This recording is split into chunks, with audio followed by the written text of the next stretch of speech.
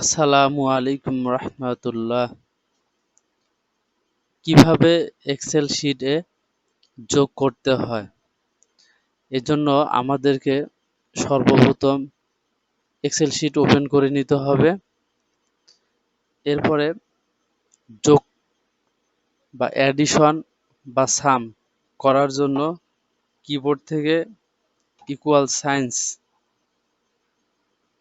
এরপরে লিখতে হবে সাম, SUM, সাম ফার্স্ট ব্র্যাকেট ক্লোজ, নাম্বার দিতে হবে। তাহলে আমি প্রথম সেল এবং দ্বিতীয় সেলের নাম্বার সিলেক্ট করলাম, করার পরে ফার্স্ট ব্র্যাকেট ক্লোজ করে দিয়ে ইন্টার। তাহলে দেখেন সুন্দরভাবে আমার সম্পূর্ণ